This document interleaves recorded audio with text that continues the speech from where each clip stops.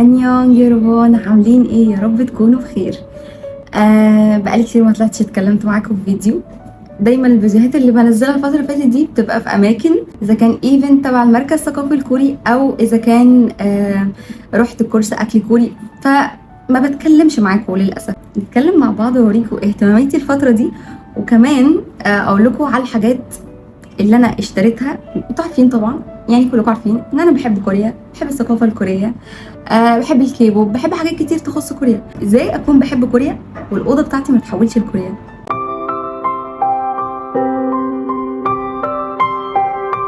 انا كنت ناويه اعمل روم تور بصراحه، بس بعد كده تراجعت، قلت لا انا مش هعمل روم تور دلوقتي لاني انا لسه ما خلصتش. ده كده بس ركن من اوضتي، وانا عايزه اخلص كله علشان اعمل روم تور كويس. ما فضليش غير حاجات بسيطه اخلصها، وبعد ما اخلصها يعني ممكن نقول على بدايه الشتاء الجميل اللي احنا بجد مستنيينه بفارغ الصبر، هبتدي اصور روم تور لاوضتي. هصور لكم فلوجات كتير في اوضتي، هعمل لكم ميك اب توتوريال كوري، فانا عايزاكم تتحمسوا للفتره الجايه. انا قلت قبل ما اعمل روم تور، لان انا لما هعمل روم تور للاوضه ممكن ما اعرفش اشرح لكم انا جبت ده منين وجبت ده منين، هيبقى فيه كركبه كتير لان انا هبقى بصور الاوضه بس. ممكن اقول لكم الجزء ده انا جايباه من كذا وده، بس مش هيبقى بالتفصيل ان انا اعرفكم، لان الحاجات هتبقى كتير. فقررت ان انا اطلع اقول على شويه حاجات انا اشتريتها، والباقي لما اخلص الاوضه خالص هطلع اقول لكم على الباقي. انتوا واخدين بالكم ان في حاجات عباره عن جونكوك كده، في رف الجونكوك انا عامله جزء فعلا لجونكوك، والباقي لبي تي اس. وكمان مش بي تي اس بس، انا كمان انا كمان بحب ممثله كوريه، وعملت لها جزء كده صغنون في اوضتي. الجزء بتاعها مش كبير قوي، فهي حاجه بسيطه كده من بي تي اس، بجد من اوضه بي تي اس. وهوريكم الحاجات اللي انا دخلت على بنترست وجبتها. الاوضه دي بحاول على قد ما اقدر اخليها بينك شويه. الدبدوب بتاع جونكوك هو بينك، فانا حابه ان انا اعمل ستايل مزيج ما بيني وبين جونكوك كبينك شويه. عايزه اقول لكم ان انا بجد بنصحكم ان انتوا اي مكان هتقعدوا فيه اعملوه زي ما تحبوا. يعني انتوا عندكم اوضتكم بجد ظبطوها، حوشوا فلوس واشتروا وظبطوا الاوضه، لان ده هيخلي المود بتاعكم حلو. انا نفسي لما بدخل اشوف شكل الاوضه بحس روحي اتردت لي تاني، اللي هو انا داخله عالمي الخاص. تتفرجوا، تفتحوا اللابتوب، تفتحوا تابلت، تتفرجوا على دراما. في ناس ممكن تتريق على الموضوع ده، وايه اللي انت عاملاه ده وانت مش صغيره. لا، هو انا صغيره وانا شايفه ان ده الحاجه الوحيده اللي بتفرحني، فليه لا ما اعملهاش؟ وكل واحد ليه طريقته، يعني كل واحد عنده طريقته في الحاجه اللي بتفرحه، ودي طريقتي. هنا عامله هنا كده، شايفين جونكوك؟ دي صوره كبيره قوي انا حطيتها في وش السرير بحيث ان هي تكون منظر حلو. يعني هو مفيش احسن من المنظر ده بجد في وش السرير.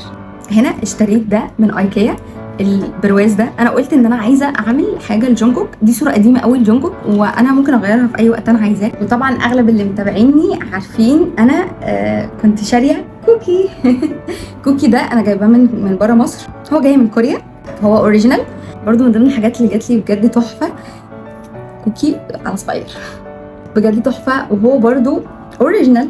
من ضمن الحاجات اللي انا فرحت بيها قوي انها جات لي في عيد ميلادي اللي فات، هو الكتاب بتاع جونكوك، تحفه. بصوا بصوا بجد، شايفين؟ تحفه بجد يا جماعه. ده ستيكرز اصلا بس انا مش هستخدمهم. الكتاب ده انا بحتفظ بيه، انا مش ناوي استخدمه. انا كل ما احس اني اتفرج على جونكوك ادخل اتفرج على الكتاب ده. برضو بوست كارد وكده ممكن تتحط وكده لجونكوك. وهنا صوره صغننه كده لجونكوكي، وهنا فوتو كارد صغننه لجونكوك من ضمن الكتاب. يا جماعه بجد تحفه. بصوا ايه الصوره دي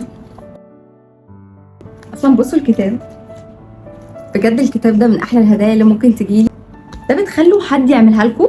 ده صوره جونكوك، انا ما اعرفش هو ده بيسمى ايه، بس ده تحفه بجد. ما هو بيبقى كده الباك جراوند. لو خدتوا بالكم هتلاقوا فوق برضو في الالبوم بتاع لاف يور سيلف، وفي برضو جونكوك صوره. يعني انا طالعه النهارده اتكلم معاكم عشان اقول لكم ان انتوا بجد لازم تفرحوا نفسكم باي طرق، مش لازم الاوضه. شوفوا ايه الحاجه اللي بتفرحكم واعملوها. بقالي فتره شايفه ان في ناس كتير بتعاني في حياتها ضغط شغل وضغط دراسه وحاجات كتير، وكلنا الدنيا جايه علينا قوي، بس ده ما يوقفناش. للاسف في ناس طلعت اتكلمت عن اللي بيتابعوا كوري او بيتابعوا BTS بشكل عام ان هم اطفال منشعلين، كلام كتير من ده. مع انه عادي، هي اهتمامات مش اكتر، زي ما هم كمان عندهم اهتمامات، بس ممكن يكون الصوره اللي وصلت لهم عننا بتبقى مش احلى حاجه. انا ماليش دعوه، في ناس بتقدم محتوى عامه يعني ممكن يصير الجدل شويه. فزي ما قلت لكم بجد ما تخلوش حد يتريق على اهتماماتكم، ولو حسيتوا ان في شخص هيتريق على اهتماماتكم او في ناس عامه في حياتكم، لو انتوا مش قادرين تبعدوا عنهم ممكن تتجنبوهم او ممكن ما تدوش اي رد فعل، لان انتوا لما بتدوش اي رد فعل بيزهقوا.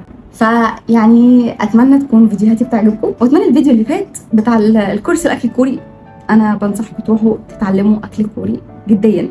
انا بقول لكم كده، ده من ضمن الحاجه اللي هتغير لكم مودكم 360 درجه. ما تنسوش بقى تعملوا لايك وشير وسبسكرايب وكومنت، علشان دي الحاجه اللي هتخليني اتشجع ان انا اكمل اعمل فيديوز معاكم.